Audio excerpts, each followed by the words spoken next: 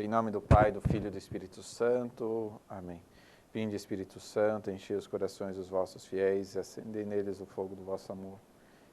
Enviai o vosso Espírito e tudo será criado e renovareis a face da terra. Oremos.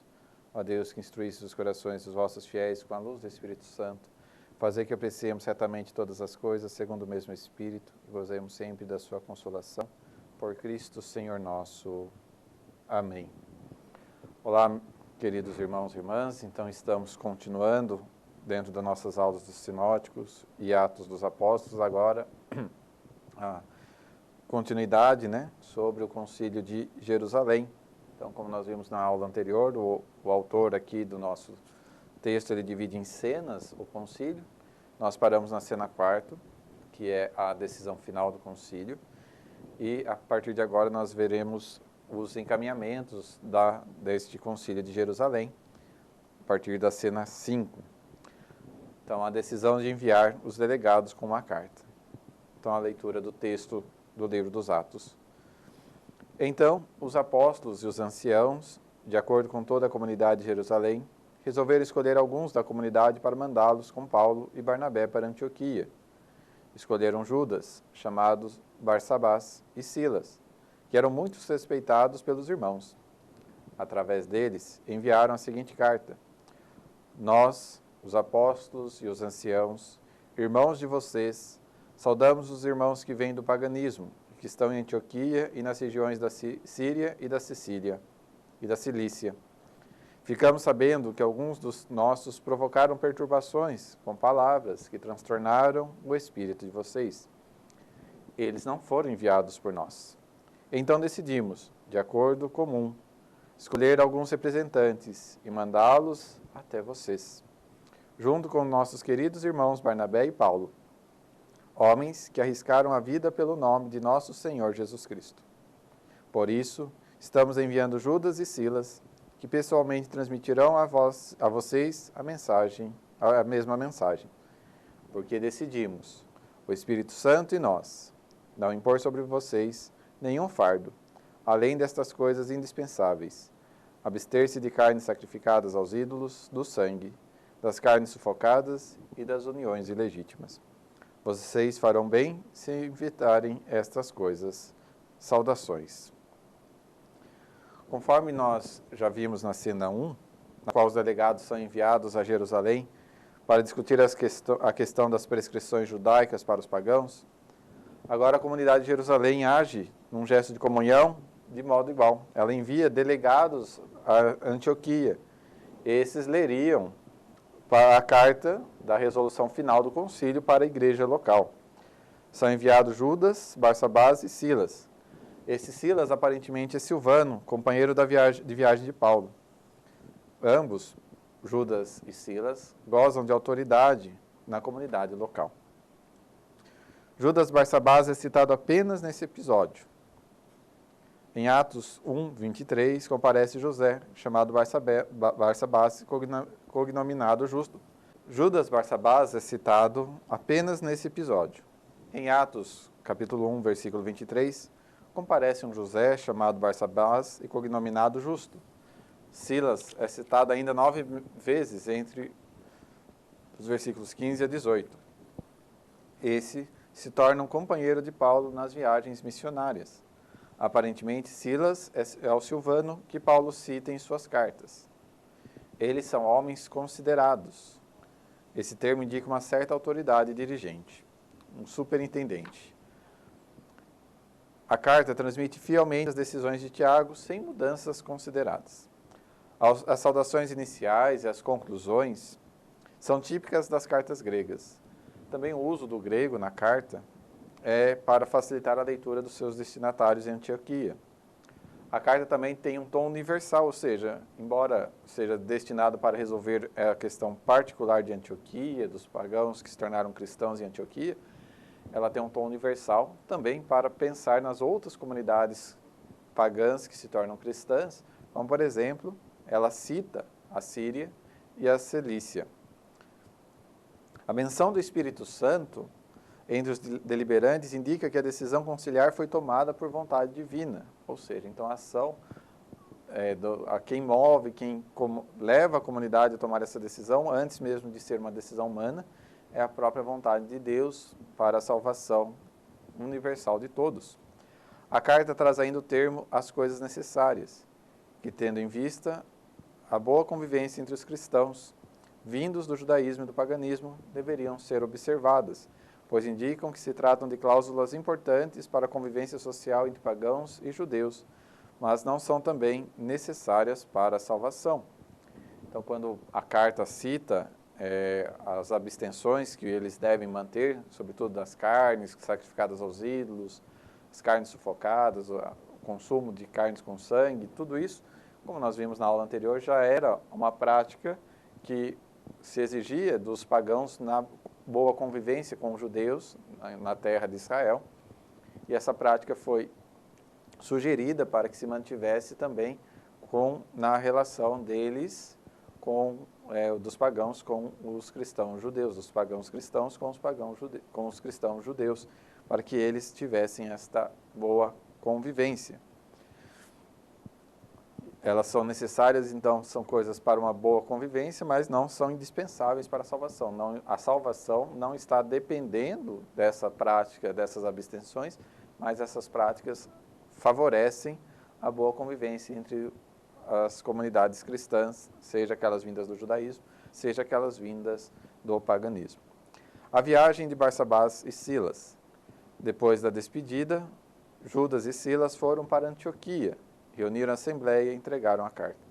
Então, assim como nós vimos no início do texto, quando Paulo e Barnabé vão até Jerusalém, e ali eles são bem recebidos pela comunidade, entregam ali à comunidade, a comunidade reunida, a carta, as reivindicações, apresenta o problema, agora é a vez de Barsabás e Silas apresentarem aos cristãos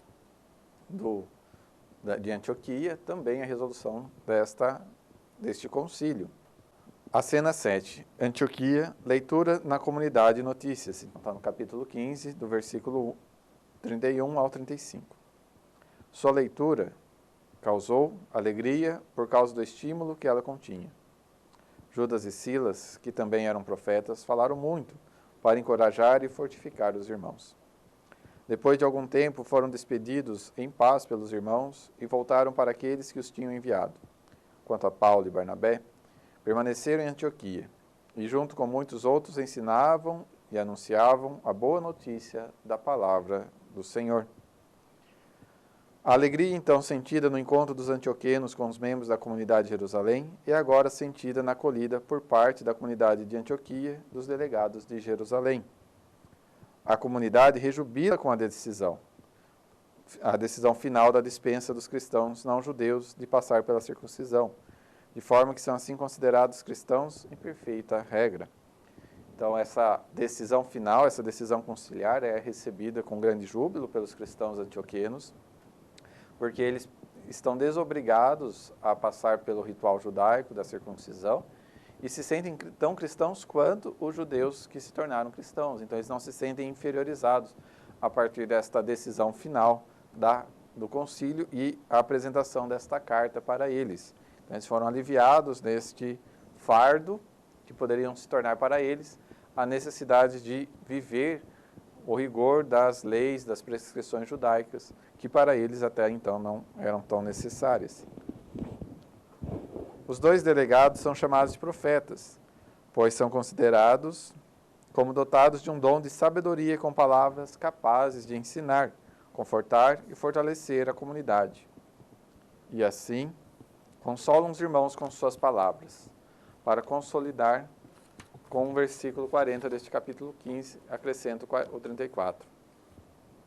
Mas este acréscimo criou uma contradição com o versículo 33. Então, o autor nos diz assim: o texto ocidental acrescenta o versículo 34. Mas Silas decidiu permanecer lá e Judas viajou sozinho. Essa junta parece uma tentativa de harmonizar com a notícia do capítulo 15, versículo 40, onde Silas se encontra em Antioquia e parte em missão com Paulo.